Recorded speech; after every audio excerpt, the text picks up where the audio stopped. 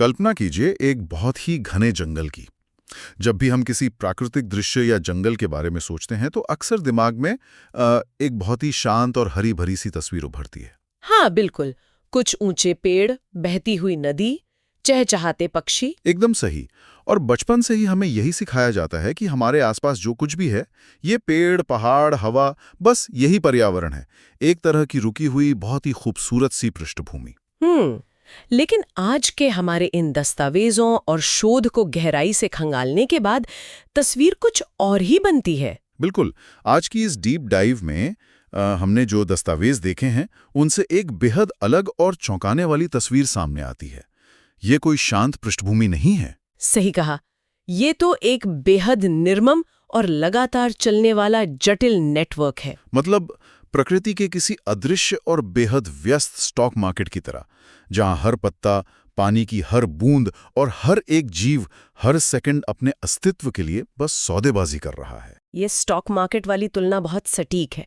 देखिए, हम अक्सर पर्यावरण को सिर्फ एक स्टेज या मंच की तरह देखते हैं जिस पर जीवन का नाटक चल रहा है, एक स्थिर मंच। हाँ, लेकिन तकनीकी रूप से देखें तो ये जो शब्द है एनवायरनमेंट, जो कि एक फ्रेंच शब्द एनवायरन से बना है, जिसका मतलब है चारों ओर से घेरना, इसमें सजीव और निर्जीव दोनों घटक शामिल होते हैं।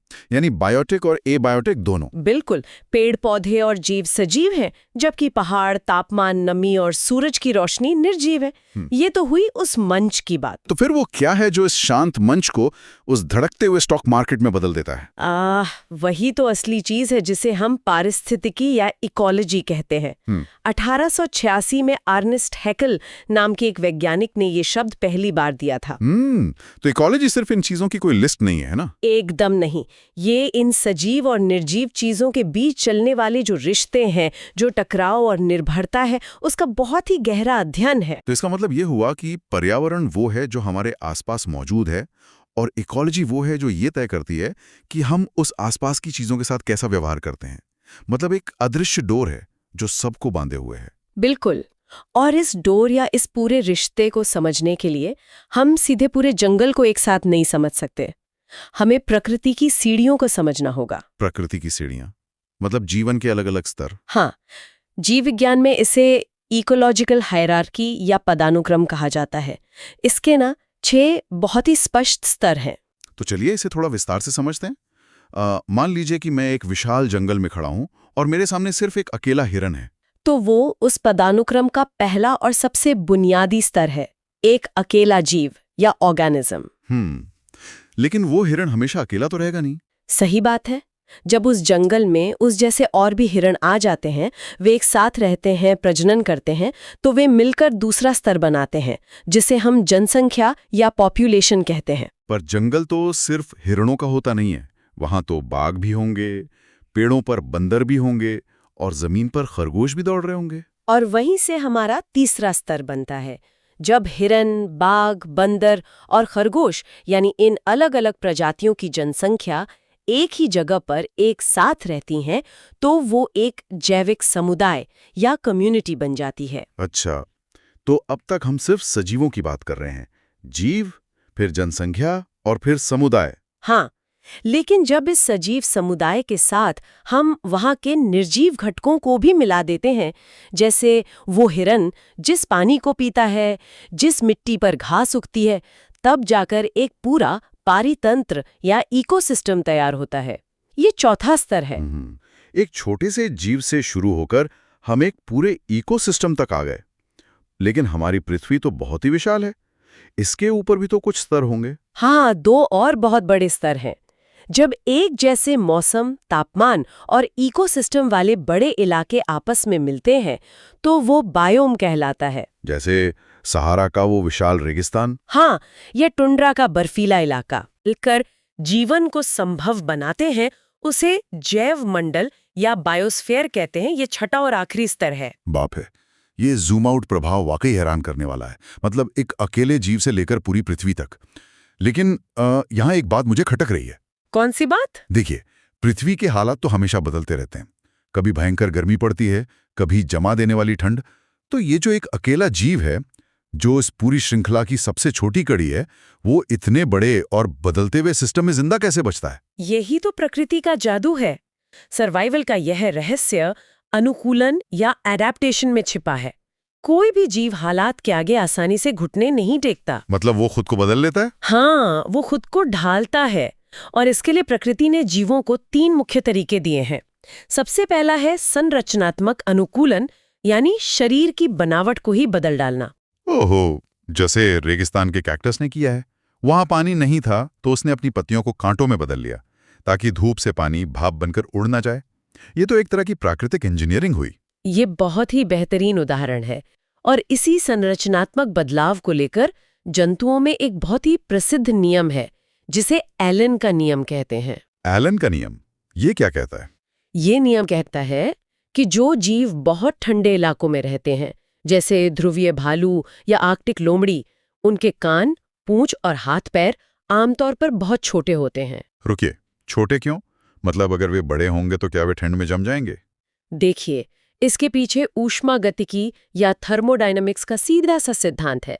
शरीर का कोई भी अंग जितना बड़ा या लंबा होगा, उसकी सतह का क्षेत्रफल उतना ही ज्यादा होगा। अच्छा, और सतह जितनी ज्यादा होगी, शरीर की गर्मी उतनी ही तेजी से बाहर निकलेगी। एकदम सही पकड़े हैं। ठंडे इलाकों में शरीर की गर्मी बचाना ही जीवन है। इसलिए प्रकृति उनके कान और हाथ पैर छोटे कर देती है, ताकि गर्मी बाहर निकलने का रास्ता ही कम हो जाए। अरे वाह, ये तो शरीर को एक रेडिएटर की तरह डिजाइन करने वाली बात हो गई।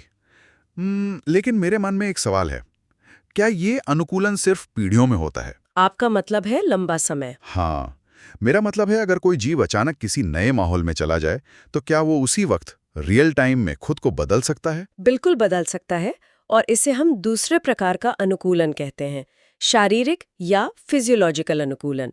ये शरीर के अंदर की कार्य प्रणाली का बदलाव है। इसके पीछे का कोई उदाहरण? एक बहुत आम उदाहरण लेते हैं। जब कोई व्यक्ति मैदानी इलाके से अचानक बहुत ऊंचे पहाड़ों पर जाता है, तो उसे क्या महसूस होता है? सांस फूलने लगती है, थकान होती है, क्योंकि वहाँ हवा पतली होती है और ऑक्सीजन कम होती है। ठीक कहा। अब देखिए शरीर क्या करता है। वो ऑक्सीजन की कमी को भांप लेता है और बोन मैरो को तुरंत एक संकेत भेजता है। तो बोन मैरो क्या करता है? शरीर अचानक से लाल रक्त कोशिकाओं यानी आरबीसी का उत्पादन बहुत तेजी से बढ़ा देता है। आरबीसी का काम ही ऑक्सीजन को ढोना है। चूंकि हवा में ऑक्सीजन कम है, तो शरीर ज्यादा गाड़ियां बना देता है। अच्छा। ताकि जो थोड़ी बहुत ऑक्सीजन मिले, उसे तुरंत पकड़कर पूरे शरीर में पहुंचाया जा सके। जी हाँ, बिल्कुल। ये तो ऐसा है जैसे शरीर के सॉफ्टवेयर ने अचानक अपनी कोडिंग ही बदल दी हो और कारखाने की उत्पादन क्षमता दोगुनी कर दी हो। ये वाकई कमाल है। और दस्तावेजों में जो तीसरे तरह का अनुकूलन है, वो है व्यवहारात्मक अनुकूलन। जैसे भालू सर्दियों में सो जाते हैं, जिसे हाइबरनेशन या शीत निद्रा कहते हैं। मतलब जब खाना नहीं है और बाहर बर्फ है, तो चुपचाप सो जाओ और अपनी ऊर्जा बचाओ। सही समझे? तो जीव अपनी बनावट, अंदरूनी कार्यप्रणाली और अपने व्यवहार को बदलकर टिके रहते हैं। अब जब वे टिक गए हैं, तो इस विशाल इकोसिस्टम में उन्हें अपना जीवन भी चलाना होता है। और यहीं पर वो दो बहुत ही दिलचस्प शब्द आते हैं जो हमने दस्तावेजों में पढ़े, निकेत और इकोटोन। बिल्कुल। तो ये निकेत या निश क्या है? क्या ये किसी जीव के रहने की जगह होती है? नहीं, रहने की जगह तो उसका आवास या हैबिटेट है। इसे ऐसे समझें, अगर जंगल किसी जीव का पता है, तो निकेत उसका पेशा है। पेशा मतलब उसका प्रोफेशन? हाँ, वो जीव प्रकृति में काम क्या करता है, क्या खाता है, किन चीजों को शिकार बनाता है और खुद किसका शिकार होता है, वो दिन में जागता है या रात में, ये पूरा का पूरा जो कार्यात्मक रोल है, वो उसका निकेत कहलाता है। हाँ, तो अगर निकेत उसका पेशा है, तो क्या एक ही जंगल में दो अलग-अलग जीवों का एक ही पेशा हो सकता है? मतलब दोनों सेम काम करें? यहीं पर एक बहुत ही सख्त वैज्ञानिक नियम लागू होता है, जिसे गाउसे का नियम कहते हैं। गाउसे का नियम साफ कहता है कि कोई भी दो प्रजातियां एक ही निकेत में एक साथ लंबे समय तक नहीं रह सकती। बाप रे, ये तो हमारी कॉर्पोरेट दुनिया की तरह गला काट प्रतियोगिता हो गई। बिल्कुल वैसी ही है। मतलब अगर दो प्रजातियां एक ही तरह का खाना खाती हैं और एक ही समय पर शिकार करती हैं, तो क्या उनमें से एक को भूखे मरना पड़ेगा? प्रकृति इतनी निर्दयी है। देखिए, ये निर्दयी लग सकता है, लेकिन ये संतुलन बनाने का तरीका है। अगर दो प्रजातियों की जरूरतें बिल्कुल एक जैसी हैं, तो उनमें भारी संघर्ष होगा। अंत में या तो कमजोर प्रजाति पूरी तरह से विलुप्त हो जाएगी या फिर उन्हें संसाधनों का बंटवारा करना होगा। संसाधनों का बंटवारा मतलब वे आपस में कोई समझौता कर लेंगी? एक तरह से हाँ। मान लीजिए दो तरह के पक्षी एक ही पेड़ के कीड़े खाते हैं। अब प्रतियोगिता से बचने के लिए एक प्रजाति सिर्फ दिन में कीड़े खाना शुरू कर देगी और दूसरी रात में। या फिर एक पेड़ के ऊपरी हिस्से में शिकार करेगी और दूसरी निचले हिस्से में। एकदम सही। उन्होंने अपना अपना निकेत बदल लिया। प्रकृति एक ही काम के लिए दो जीवों के बीच ऊर्जा की बर्बादी नहीं चाहती। ये समझौता तो बहुत तार्किक है। और ये जो दूसरा शब्द था, इकोटोन, ये क्या होता है? इकोटोन वह संक्रमण क्षेत्र या ट्रांजिशन जोन है जहां दो अलग-अलग बायोम या इकोसिस्टम आपस में मिलते हैं।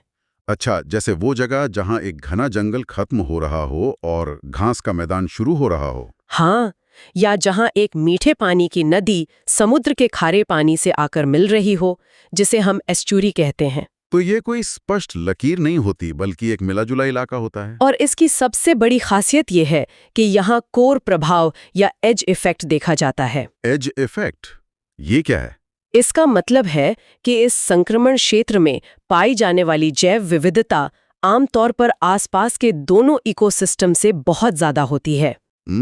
समझ गया। क्योंकि वहां जंगल के जीव भी आ सकते हैं, घास के मैदान के भी आ सकते हैं, और कुछ ऐसे जीव भी हो सकते हैं जो सिर्फ उसी मिले-जुले माहौल में पनपते हों। बिल्कुल। ये तो किसी बड़े शहर के उस चौराहे जैसा हो गया जहां दो अलग-अलग राज्यों की सीमाएं मिलती हैं।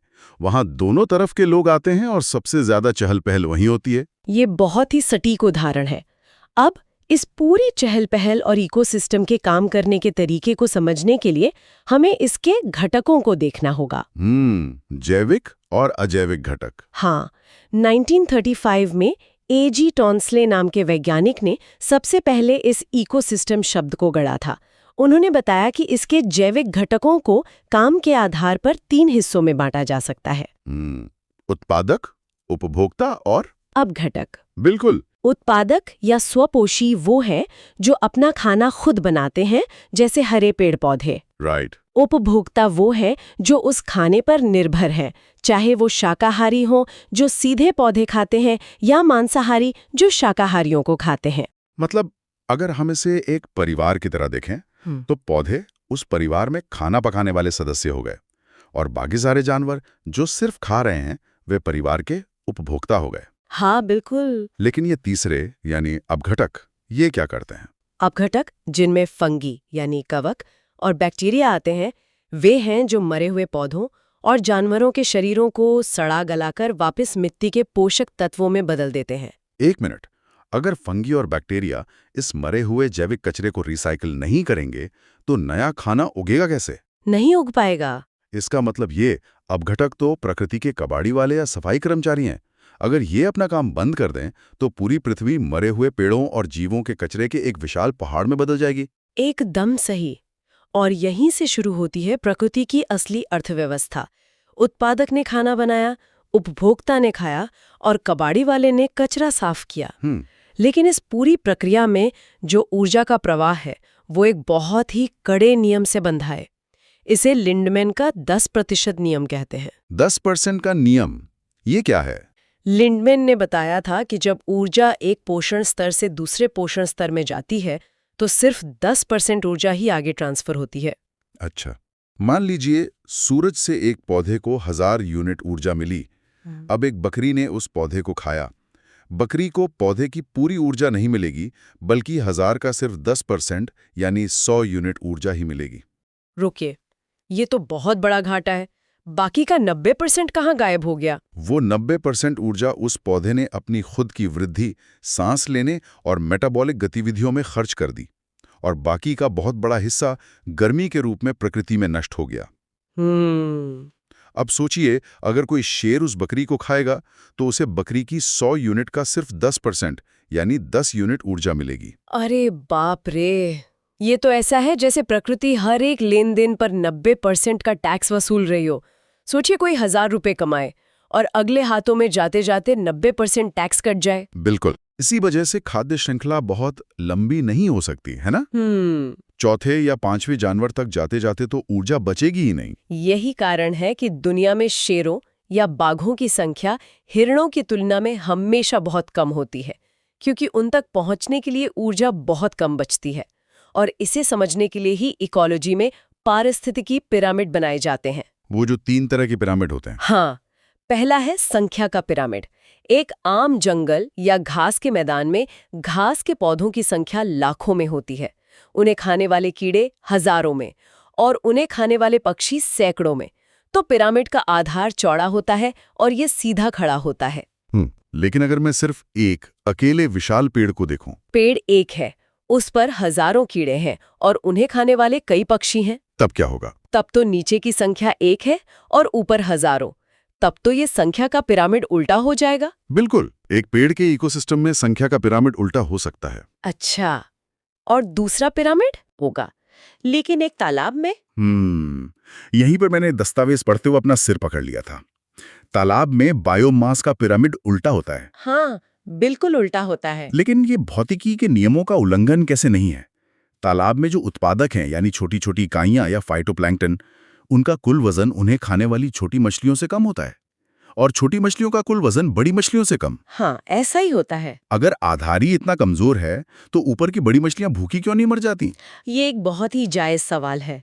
देखने में ये असंभव लगता है, लेकिन यहाँ खेल वजन का नहीं बल्कि समय और प्रजनन की गति का है, जिसे टर्नओवर रेट कहते हैं। अच्छा, टर्नओवर रेट। फाइटोप्लैंक्टन का वजन किसी एक पल में भले बहुत कम हो, लेकिन उनके पैदा होने और विभाजित होने की गति इतनी भयंकर तेज होती है कि वे पैदा होते हैं, मछलियों द्वारा खाए जाते हैं और अगले ही पल फिर से पैदा हो जाते हैं। ओह, तो मतलब वो एक फास्ट फूड के किचन की तरह काम कर रहे हैं। कैसे? मतलब किचन में एक समय में भले ही 10 बर्गर हों, लेकिन दिन भर में वे 1000 बर्गर बना देते हैं, जिससे बाहर खड़ी भीड़ का पेट भर जाता है। बिल्कुल, अगर आप साल भर का कुल उत्पादन देखेंगे तो वो मछलियों से ज्यादा ही निकलेगा, लेकिन किसी एक खास पल में तौलेंगे तो काई का वजन मछलियों से कम मिलेगा।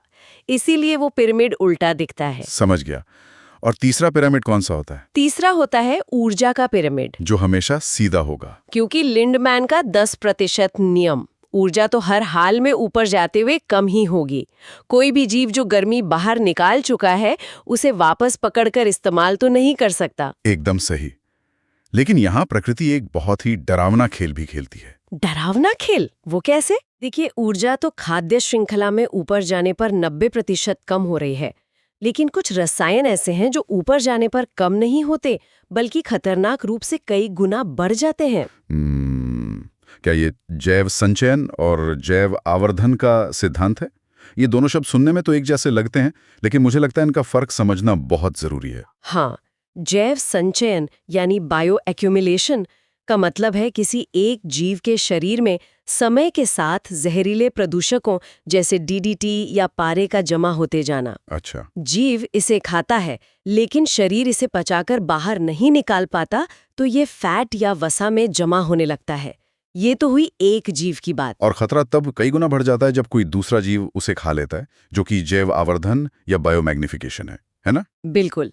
इसे ऐसे समझें, पानी में पारे की मात्रा बहुत ही कम है, लेकिन जब एक फाइटोप्लैंक्टन उसे सोखता है तो उसके शरीर में वो जमा हो जाता है। अब एक छोटी मछली हजारों फाइटोप्लैंक्टन खाती है, तो उन हजारों फाइटोप्लैंक्टन का पारा उस एक छोटी मछली में आ गया। और एक बड़ी मछली अपनी जिंदगी में ऐसी कई छोटी मछलियां खाती है, तो वो सारा जहर बड़ी मछली में केंद्रित हो गया। और फिर जब कोई बाज या चील उस बड़ी मछली को खाता है, बाप रे, ये तो ऐसा है जैसे प्रकृति जहर पर कंपाउंड इंटरेस्ट या चक्रवर्ती ब्याज लगा रही हो। ऊर्जा कम हो रही है, लेकिन जहर का संकेंद्रण हर स्तर पर 10 गुना बढ़ रहा है। और इसका बहुत भयानक परिणाम इतिहास में देखा गया है। डीडीटी के इस्तेमाल के कारण बाज और चील जैसे शीर्ष शिकारियों में जहर इतना बढ़ गया कि उनके अंडों के छिलके बहुत पतले हो गए, वो सेने से पहले ही टूट जाते थे। सच में? हाँ, कई प्रजातियां विलुप्ति की कगार पर पहुंच गई थीं। ये सच में डरावना है कि कैसे एक अदृश्य जहर पूरे इकोसिस्टम को ऊपर से नीचे तक बर्बाद कर सकता है। लेकिन जहर के इस चक्र के उलट प्रकृति में कुछ बेहद जरूरी और जीवनदायी चक्र भी तो हैं, जिन्हें हमने पोषक चक्र पढ़ा था। पहले गैसीय चक्र, जिनका मुख्य भंडार हवा या वायुमंडल में होता है, जैसे नाइट्रोजन, ऑक्सीजन या कार्बन चक्र। और दूसरे अवसादी चक्र, जो जमीन की परत या चट्टानों में पाए जाते हैं, जैसे फास्फोरस या सल्फर चक्र। सही कहा। इनमें से नाइट्रोजन चक्र मुझे सबसे ज्यादा जटिल लगा। मतलब हवा में तो 78% नाइट्रोजन है, फिर इसकी कमी क्यों होती है? क्योंकि पौधे और इंसान हवा में मौजूद उस नाइट्रोजन गैस को सीधे इस्तेमाल नहीं कर सकते। वो नाइट्रोजन के 2 परमाणुओं के बीच एक बहुत मजबूत ट्रिपल बॉन्ड से जुड़ी होती है। ये उस खजाने की तरह है जिस पर ताला लगा है। जैसे समुद्र में चारों तरफ पानी है, लेकिन प्यास बुझाने के लिए आप उसे पी नहीं सकते। एकदम सटीक उदाहरण। तो इस ताले को तोड़ने के लिए सूक्ष्म बैक्टीरिया सामने आते हैं। नाइट्रोजन चक्र 5 चरणों में काम करता है। सबसे पहले है स्थिरीकरण या फिक्सेशन। इसमें क्या होता है? इसमें मिट्टी या पौधों की जड़ों में मौजूद खास बैक्टीरिया हवा के नाइट्रोजन को खींचकर उसे अमोनिया में बदल देते हैं। मतलब उन्होंने वो ताला तोड़ दिया। फिर दूसरा चरण क्या है? दूसरा है नाइट्रीकरण। अमोनिया पौधों के लिए थोड़ी जहरीली हो सकती है, इसलिए दूसरे प्रकार के बैक्टीरिया इस अमोनिया को नाइट्रेट में बदल देते हैं।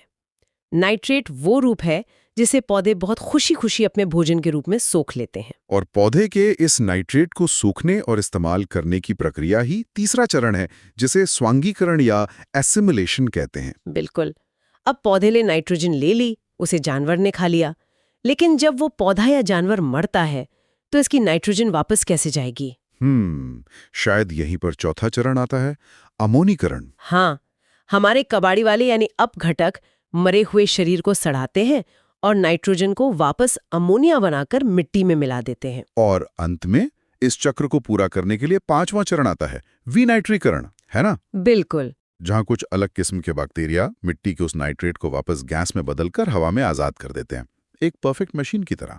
हवा से मिट्टी, मिट्टी से पौधे, पौधे से जानवर, जानवर से वापस मिट्टी और मिट्टी से हवा में। और प्रकृति की इस मशीनरी को सुचारू रूप से चलाने और प्रदूषण से निपटने के लिए प्रकृति ने अपने कुछ सुपर हीरोज भी तैनात किए हैं। Super hero? हाँ, इनमें सबसे प्रमुख है आर्द्र भूमि या वेटलैंड्स। अरे हाँ, वेटलैंड्स। जिन्हें प्रकृति के गुर्दे या किडनीज कहा जाता है। जैसे शरीर में किडनी खून से यूरिया और गंदगी छानती है, वैसे ही वेटलैंड्स जैसे दलदल और झीलें पानी से भारी धातुओं और प्रदूषण को छानते हैं।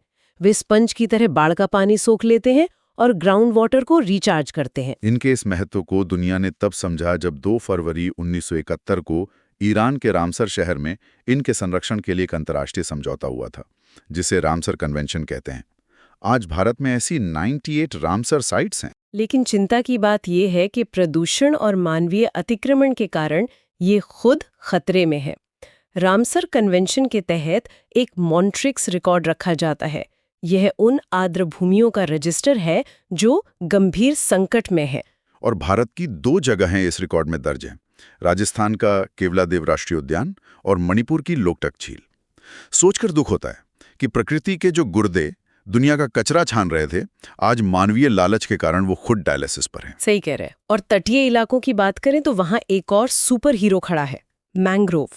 इन्हें प्रकृति का बेहतरीन सिविल इंजीनियर कहा जा सकता है। मैंग्रोव तो सच में एक चमत्कार हैं।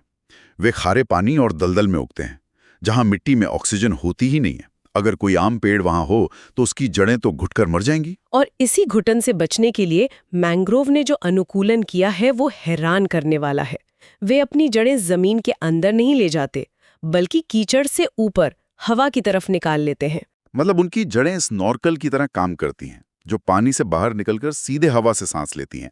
इन्हें शायद न्यूमेटोफोर्स कहते हैं। बिल्कुल। और सिर्फ सांस लेना ही नहीं, खारे पानी में बीजों को बचाना भी एक चुनौती है। वो कैसे? अगर बीज खारे पानी में गिरा तो वो सड़ जाएगा।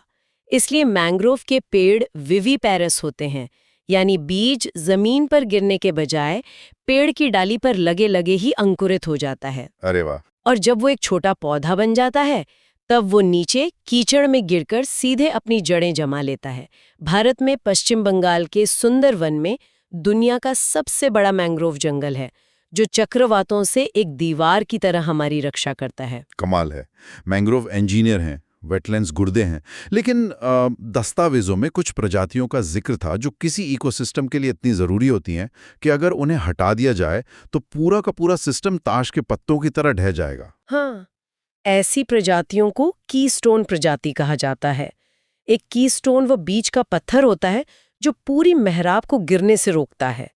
कीस्टोन प्रजातियों की संख्या भले ही बहुत कम हो, लेकिन उनका प्रभाव बहुत बड़ा होता है। जैसे किसी इमारत में वो लोड बियरिंग पिलर्स होते हैं जो पूरी छत का वजन संभाले रहते हैं। एकदम सही एनालॉजी है। जैसे जंगल में बाघ, अगर बाघ खत्म हो गए तो हिरणों की आबादी बेकाबू हो जाएगी, वे सारी घास चढ़ जाएंगे और पूरा जंगल बंजर हो जाएगा। या फिर मधुमक्खी जो परागण करती है। इसके अलावा 2 और अहम श्रेणियां हैं, संकेतक या इंडिकेटर प्रजातियां और फाउंडेशन प्रजातियां। संकेतक प्रजातियां पर्यावरण की सेहत का हाल बताती हैं, जैसे लाइकेन नाम का जीव जो सिर्फ साफ हवा में उगता है। अगर किसी शहर के पेड़ों से लाइकेन गायब हो जाए तो समझ लीजिए हवा जहरीली हो चुकी है। वे कोयले की खदान में उस चिड़िया की तरह हैं जो खतरे का अलार्म बजाती है। और अंत में फाउंडेशन प्रजातियां वे हैं जो अपने आसपास के माहौल को बदलकर एक नया इकोसिस्टम ही खड़ा कर देती हैं। जैसे मूंगा या कोरल। हाँ, ये छोटे छोटे जीव कैल्शियम का स्त्राव करके विशाल चट्टानें बना देते हैं जो समुद्र के हजारों जीवों के लिए घर बन जाता है। वे प्रकृति के रियल एस्टेट डेवलपर्स हैं। ये सब कितना अद्भुत है। हम जहां से चले थे कि पर्यावरण सिर्फ कुछ पेड़ों और पहाड़ों की एक रुकी हुई तस्वीर है, वो बात कितनी गलत साबित हुई। बिल्कुल। एक छोटे से लाइकेन या मधुमक्खी से लेकर लिंडमैन के कठोर 10% ऊर्जा नियम, जहर के चक्रवृद्धि ब्याज, बैक्टीरिया के नाइट्रोजन कारखानों और विशाल मैंग्रोव जंगलों तक, प्रकृति का हर एक हिस्सा, हर एक जीव एक बेहद कसी हुई अदृश्य डोर से बंधा है। यहाँ कोई भी जीव बेकार नहीं है, कोई भी काम बिना वजह नहीं है। और ये सारी व्यवस्था, सारा इकोसिस्टम एक बहुत ही बारीक संतुलन पर टिका हुआ है। ये हमें एक बहुत ही गहरे और विचार करने योग्य सवाल पर लाकर खड़ा करता है। बिल्कुल। सुनने वालों के लिए एक बहुत ही दिलचस्प और सोचने वाली बात है। आज की इस विस्तृत चर्चा से ये तो स्पष्ट हो गया कि प्रकृति में हर जीव अपना एक खास निकेत या निश लेकर आता है। उसका अपना एक तय पेशा और रोल है। लेकिन क्या कभी हमने सोचा है कि हम इंसानों का निकेत क्या है? क्या हम एक फाउंडेशन प्रजाति हैं जो अपनी तकनीक और सोच से दुनिया को एक नया आकार दे रहे हैं? या फिर हम महज एक ऐसे अनियंत्रित उपभोक्ता बन गए हैं जो गाउसे के नियम और लिंडमैन के 10% ऊर्जा नियम को लांघकर